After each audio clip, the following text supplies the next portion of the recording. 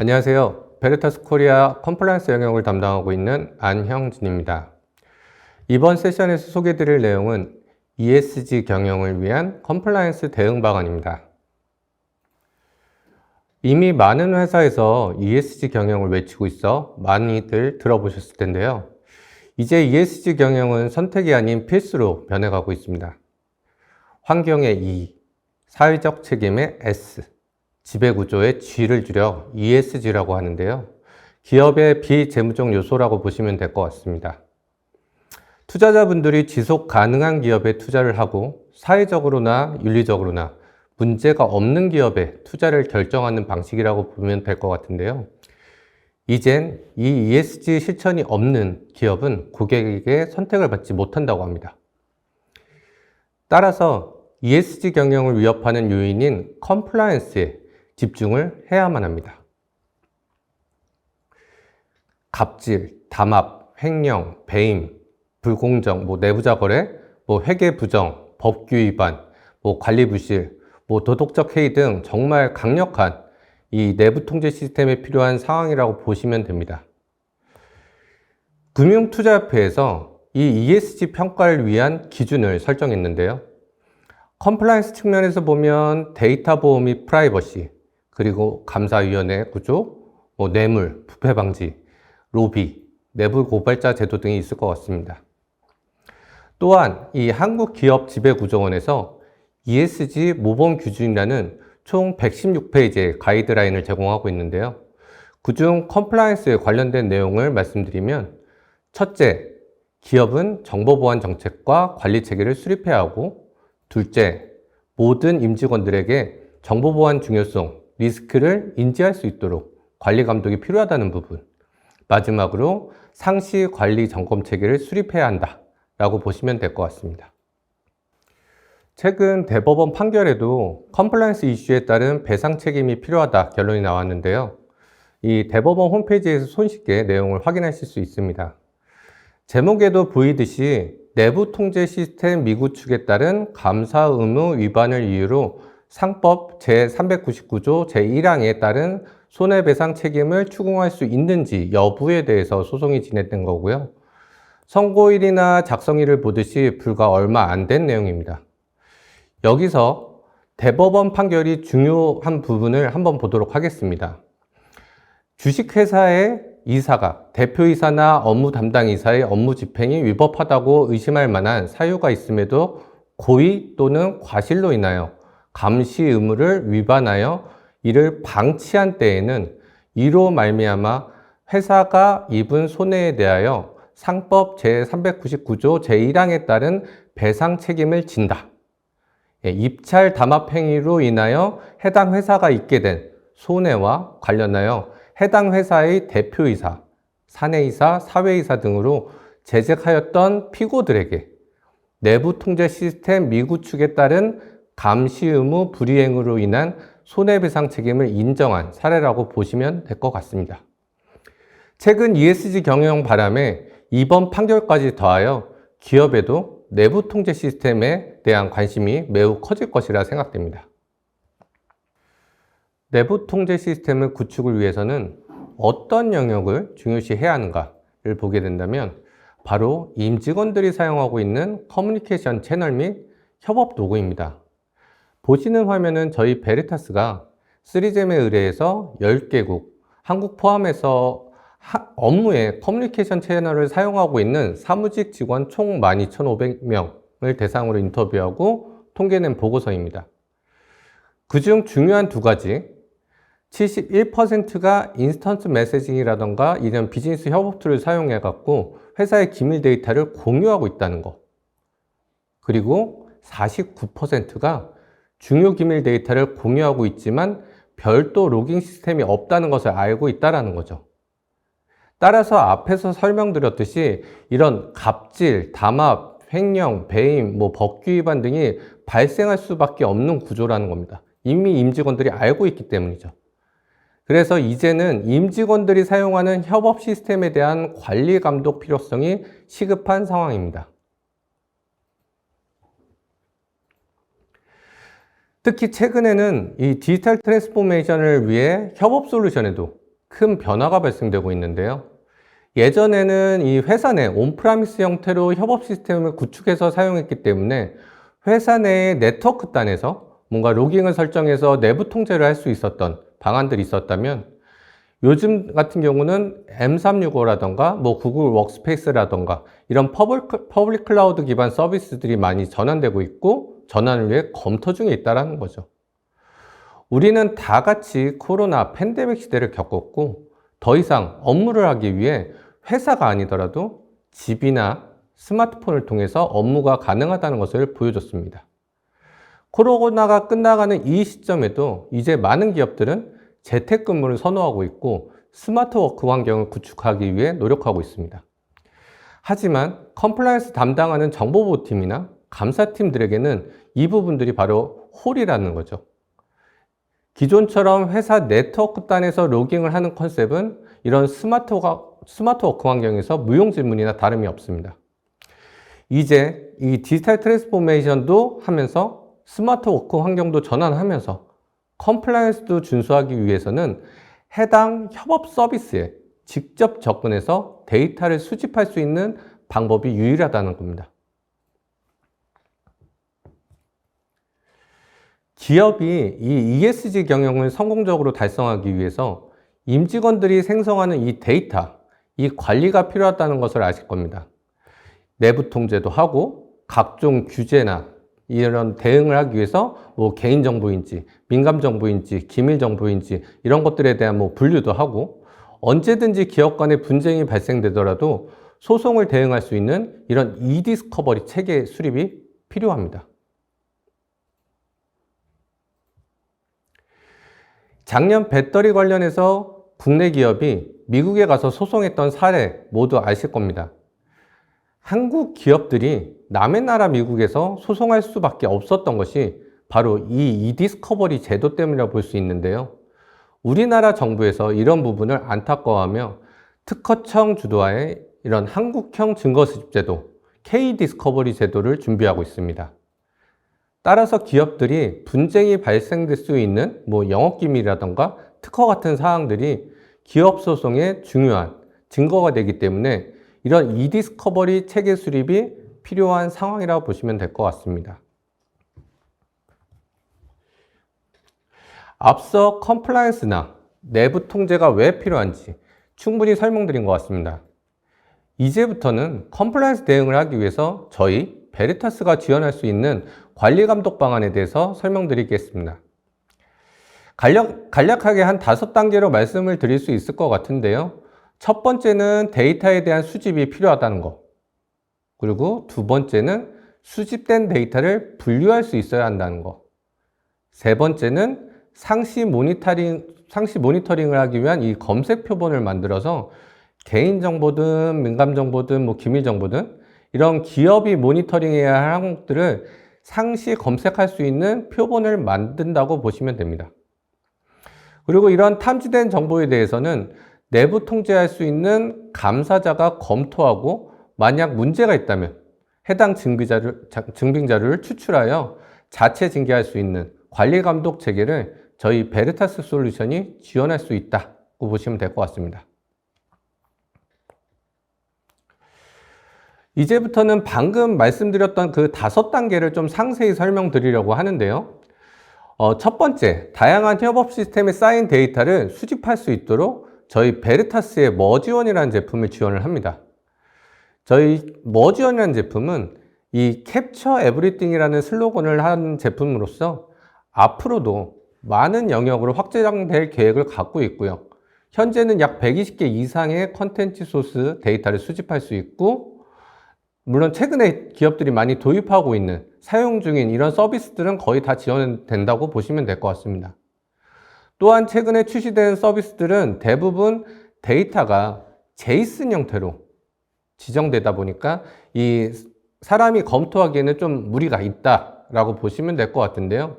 이런 부분을 손쉽게 검토할 수 있는 형태로 보여드릴 수 있도록 제공하고 있습니다. 또한 이런 수집된 데이터를 5년이고 10년이고 연구 보존까지 하려면 기업들의 요구사항이 많은데요. 저희 베리타스는 이런 요구사항을 만족시키기 위하여 엔터프라이즈 볼트라고 하는 아카이빙 솔루션도 같이 제공하고 있습니다. 저희 엔터프라이즈 볼트는 전 세계에서 가장 빠르고 정확한 엘라스틱 서치를 도입했기 때문에 인덱싱 용량도 최저로 사용하고 있고 500개의 다양한 파일 타입을 검색하고 찾을 수 있는 인덱싱 기능을 제공하고 있습니다. 또한 이 임직원들이 협업하다 보니 동일한 중복 데이터가 많이 발생될 수 있는데요. 예를 들어 제가 10메가의 파일을 10명에게 발송한다고 하면 약 100메가의 파일이 메일 서버에 저장되겠죠. 그리고 해당 메일을 또 다시 누군가한테 포워딩을 하게 되면 다시 또 저장되겠죠.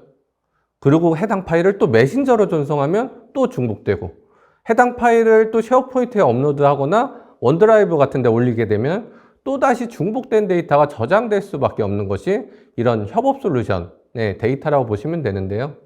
이렇게 중복 데이터가 많은 협업 시스템에 저희 아카이빙 솔루션인 엔터프라이즈 볼트는 탁월하게 이 중복 제거 및 압축을 통해서 최적화된 스토리지 운영을 도와드릴 수 있습니다. 특히 최근에는 이런 랜섬웨어 이슈로 많은 기업들이 피해를 보고 있습니다. 이런 부분을 대응하고자 웜 스토리지를 지원하고 있는데요. 이 제품은 베르타스의 액세스 어플라이언스라고 하는 스토리지입니다. 웜 기능에 대해서 잘 모르시는 분들이 계실 것 같아서 간략하게 설명을 드리면 Write once, Read many. 그래서 줄여서 저희가 이제 약자로 웜이라고 얘기를 하고 있고요. 쉽게 말씀드리면 읽기 전용 형태로 저장이 된다. 그래서 랜섬웨어뿐 아니라 어드민 계정이든 루트 계정이든 아무리 이런 관리자 권한으로 접근해도 해당 파일을 수정하거나 삭제할 수 없기 때문에 완벽한 방어가 가능합니다.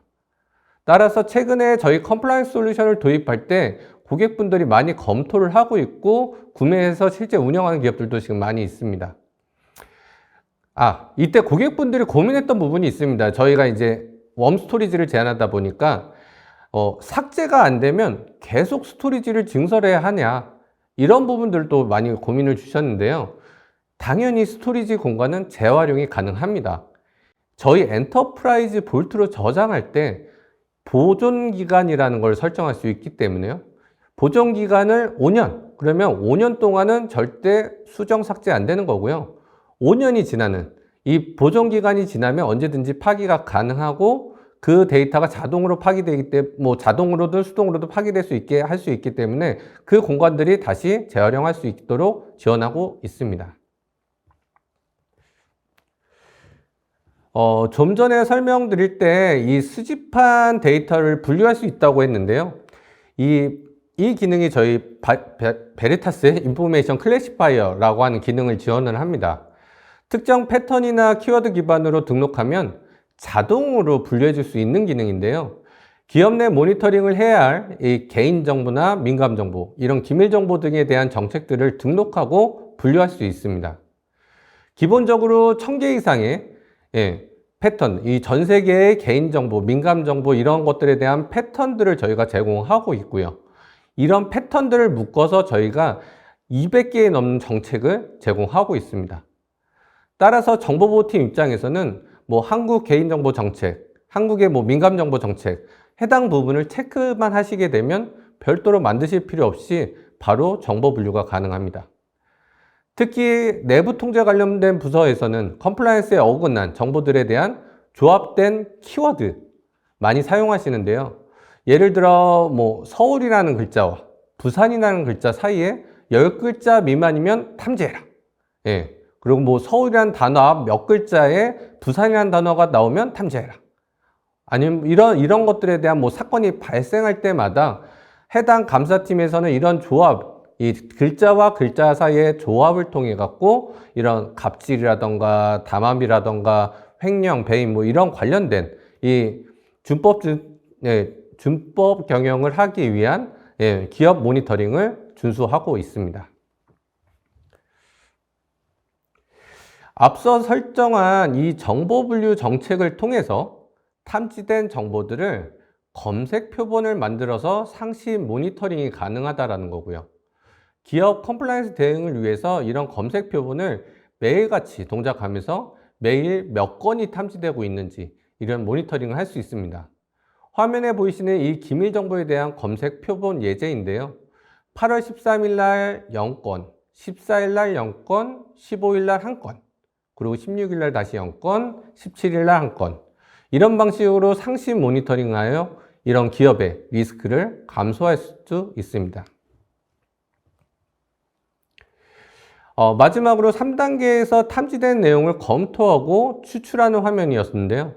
이 협업 시스템에 제이슨 형태로 저장된 데이터들을 보시면 화면처럼 검토하기 쉽게 제공을 하고 있고요.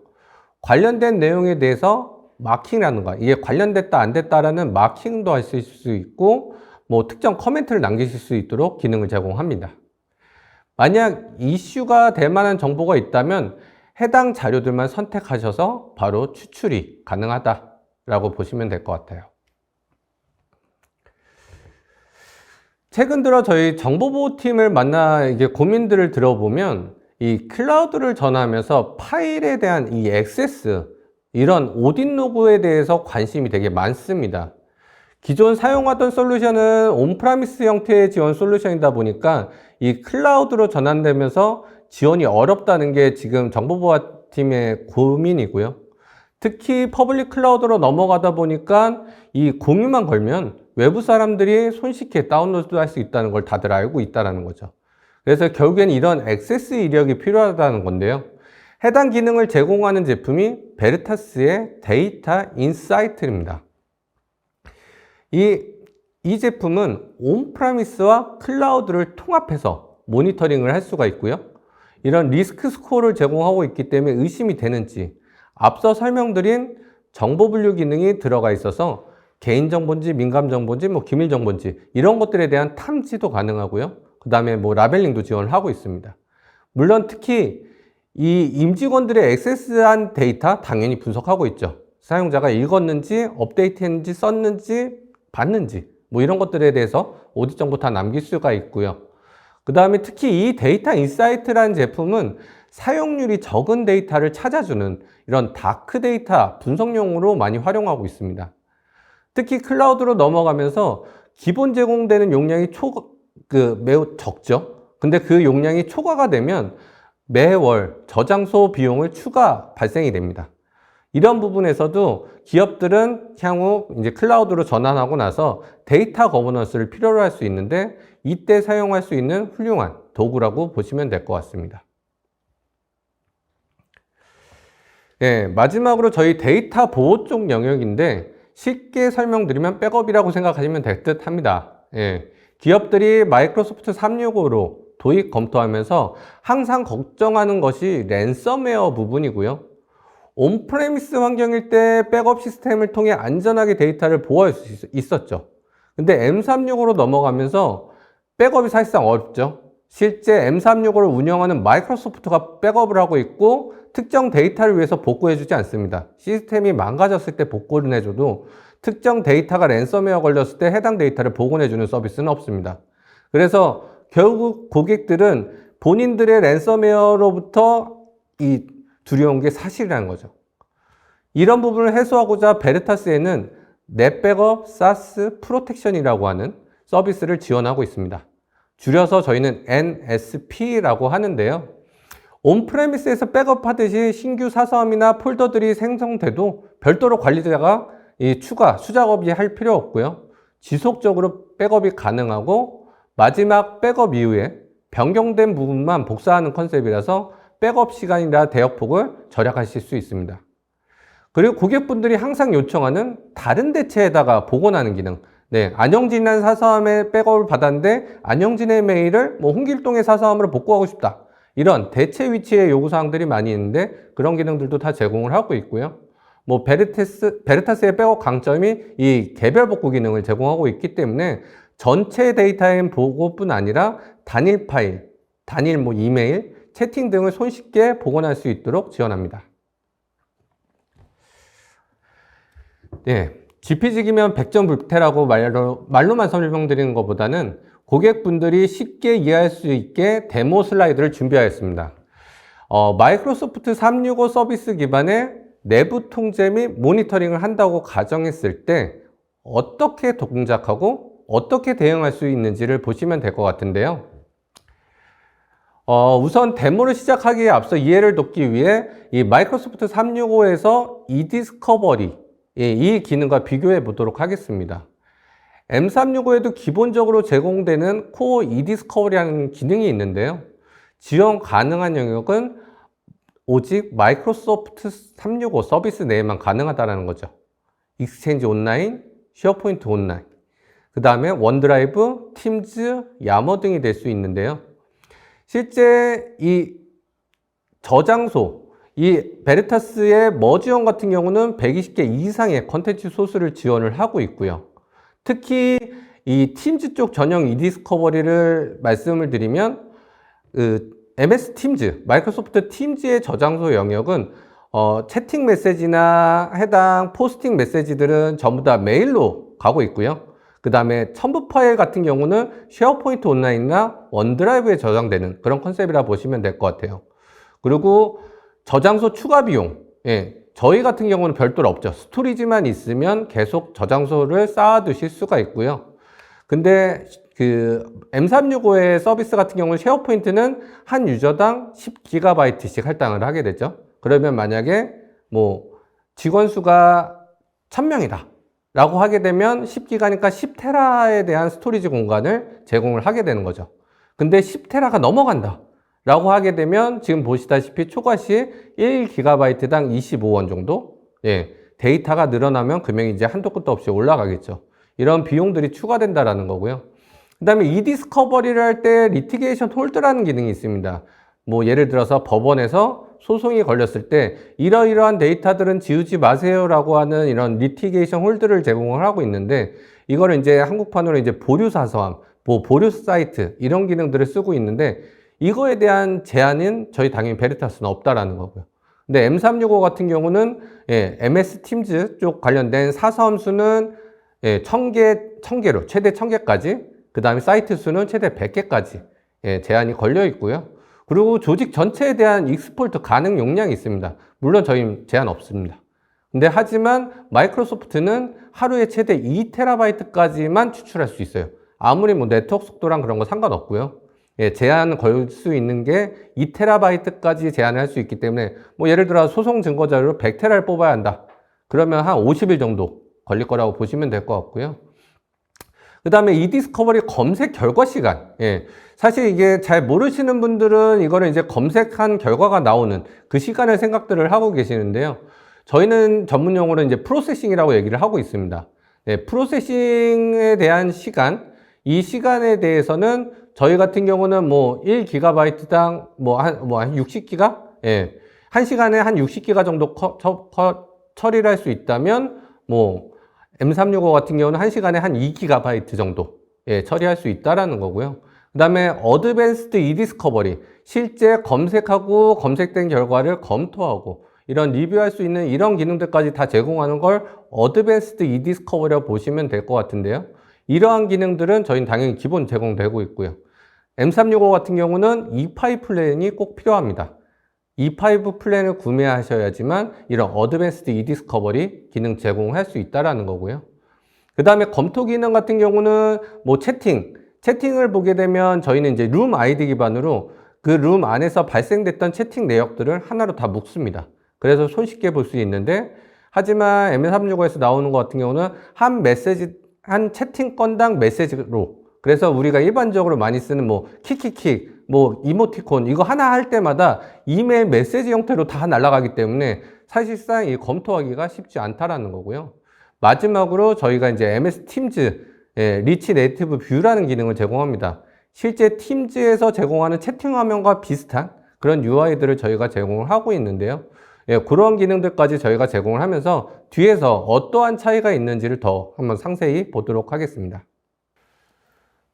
이제 설명을 드리려고 하는데요. 마이크로소프트 팀즈 e디스커버리 쪽을 저희 베르타스가 어떻게 하는지 한번 보여드리도록 하겠습니다. 지금 보시는 화면은 팀즈에서 사용하는 채널 화면이라고 보시면 될 것 같고요. 뭐 비공개나 공개 채널 많이 쓰실 수 있고, 사용자들이 포스팅도 하고 파일 업로드도 하고 있죠. 그리고 이거는 이제 채팅, 임직원들 간에 주고받는 개인 간의 채팅, 뭐 다자 간 채팅, 거기서도 뭐 채팅 메시지도 보내고 첨부 파일도 서로 공유를 하고 있죠. 근데 이런 부분들에 대한 검색이라던가 검토, 이런 것들을 어떻게 하는지 보여드리겠습니다.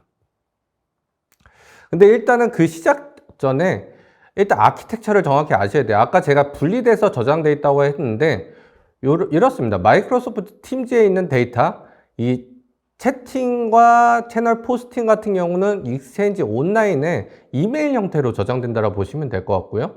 그 다음에 첨부된 공유들, 그다음에 공유된 파일들, 이런 파일은 전부 다 쉐어포인트 온라인에 저장이 돼서 실제 이디스커버를 하려고 그러면 양쪽의 정보들을 동시에 수집해서 봐야 하는 그런 문제점이 있습니다.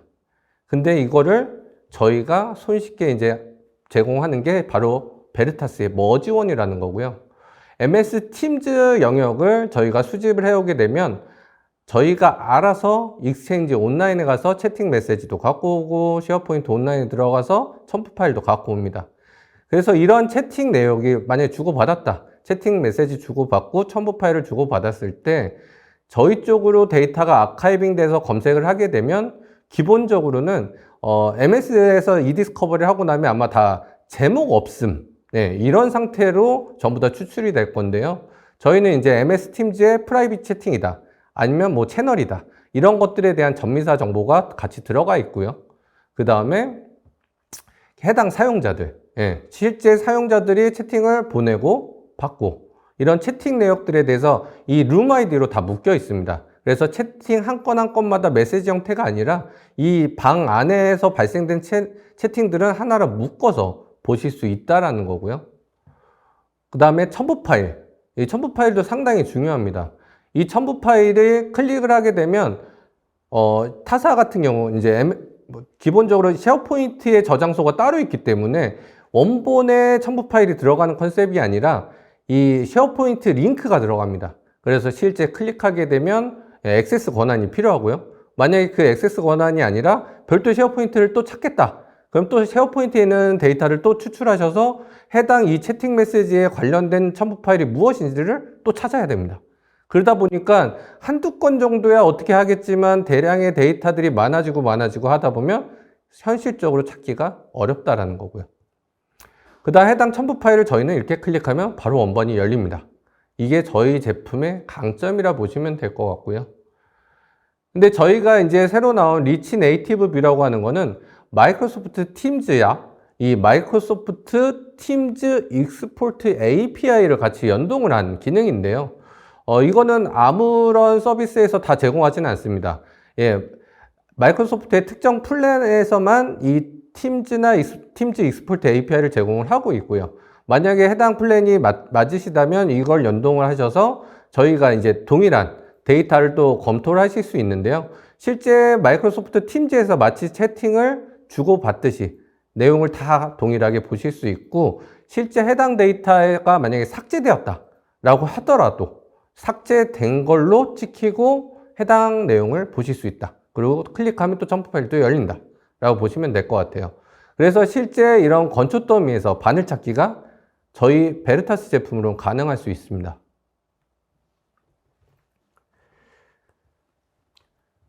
두 번째는 익스체인지 온라인 이디스커버리 부분인데요. 일단은 예전 같은 경우는 아마 이제 저널 아카이빙, 익스체인지를 쓰고 계시거나 아니면 도미노를 쓰신다거나 이런 저널 아카이빙을 쓰고 계셨던 고객분들이 많습니다. 그 저널 아카이빙은 정확히 저널 사서함 아카이빙이라고 보시면 되는데요. 예전에는 모든 주고받았던 모든 메일들을 특정 사서함에 넣어놓고 그걸 뭔가 팝3로 땡겨간다거나 뭐 마피로 가져간다거나 이런 컨셉들이 많이 있었는데요. 안타깝게도 익스체인지 온라인서부터는 저널 사서함을 제공하지 않습니다. 그래서 이 저널 사서함 없이도 아카이빙 할 수 있는 방법론이 필요하고요. 그 방법론이 바로 SMTP를 사용하는 방법인데요. 저희는 이 SMTP 아카이빙을 지원한다 라고 보시면 될 것 같아요. 안영진과 홍길동이 서로 이메일을 주고받으면서 이 익스체인지 온라인을 탄다 라고 했을 때 저널 규칙이 바로 SMTP 프로토콜을 타서 저희 엔터프라이즈 볼트로 저장되는 방식이다라고 보시면 될 것 같고요. 다시 홍길동이 다시 회신을 보낸다. 예, 또 메일이 계속 실시간으로 엔터프라이즈 볼트에 메일이 쌓이다 보니까 사용자들이 언제든지 삭제하거나 수정하거나 전혀 상관없이 원본 형태 그대로 저장되는 그런 컨셉입니다. 보시는 화면처럼 이렇게 메일 형태로 보듯이 모든 데이터에 대한 리스트를 보실 수가 있고, 이런 뭐 제목이라던가, 예, 주고받은 사람들, 그 다음에 거기에 첨부 파일, 그 다음에 거기에 있는 내용들까지, 예, 손쉽게 다 보실 수 있다 보니까 저희 제품의 이제 강점이라 보시면 될 것 같고요. 그 다음에 최근에 요청들이 많으셨던 이 쉐어포인트나 원드라이브 쪽에 대한 액세스 리포트를 많이 요청하셨는데, 저희 데이터 인사이트를 통해서 특정 쉐어포인트 사이트에 특정 문서에 어떠한 사용자들이 읽었는지, 아니면은 생성했는지, 업데이트했는지, 라이트했는지, 이런 정보들이 고스란히 다 로그 파일로 남아 있고요. 특히 제일 고민하셨던 이런 액티비티 활동들, 예, 전체 해당 문서 하나에 7개의 액티비티가 있었고 어떠한 방식들이 있었는지를 화면에서 보실 수 있습니다.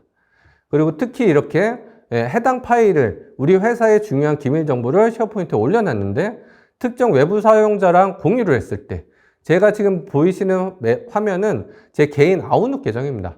예, 아웃룩 계정을 통해서 공유를 했고, 그 아웃룩 계정을 통해서 액세스해서 접근하고 다운로드하고 해당 파일을 열어보면 이런 식으로까지 디테일하게 로그가 다 남습니다.